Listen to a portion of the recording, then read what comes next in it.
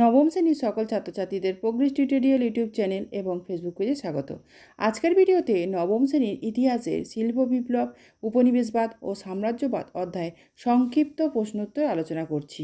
প্রথম প্রশ্নটি দেখো, ইংল্যান্ডে কবে শিল্প বিপ্লবের উড়ান বা উড্ডয়ন ঘটে? উত্তর, শিল্প বিপ্লবের সূচনাকালকে সাধারণত শিল্প বিপ্লবের উড়ান বা উড্ডয়ন বলা হয়।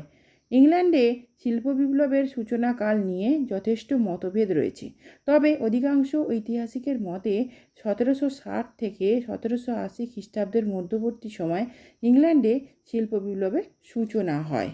2 দাগের প্রশ্নটি দেখো, ফ্যাক্টরি প্রথা কী? উত্তর, শিল্প বিপ্লবের ফলে ইউরোপের বিভিন্ন দেশে বৃহৎ শিল্প কারখানা গড়ে ওঠে। এই সব কলকারখানায় যান্ত্রিক প্রযুক্তি ব্যবহার করে শিল্পোৎপাদনের গুণগত ও পরিমাণগত ব্যাপক উন্নতি ঘটানো সম্ভব হয়। বৃহৎ কারখানা ভিত্তিক এই ব্যবস্থা ফ্যাক্টরি প্রথা নামে পরিচিত। 3 দাগের প্রশ্নটি দেখো, ঘেটো কী? উত্তর, শহরের কোনো নির্দিষ্ট অঞ্চল যেখানে সামাজিক, অর্থনৈতিক ও ধর্মীয় সংখ্যালঘু কিছু মানুষ বসবাস করে তাকে ঘেটো বলা হয়। ভেনিস শহরে ইহুদিদের বসবাসের এলাকা নির্দিষ্ট করতে ঘেটো শব্দটি ব্যবহার করা হয়।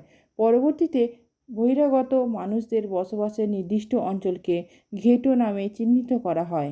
পরের প্রশ্ন দেখো, সময় বিভাজন নীতি বলতে কী বোঝায়? উত্তর, ইউরোপে শিল্প বিপ্লব সংগঠনের পর শিল্প কারখানাগুলির উৎপাদন ক্ষেত্রে একজন শ্রমিক কোনো কাজের একটি অংশ তৈরিতে নিযুক্ত থাকত।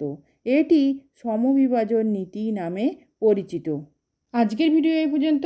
ভিডিওটি ভালো লাগলে অবশ্যই লাইক, শেয়ার এবং সাবস্ক্রাইব করো। ধন্যবাদ।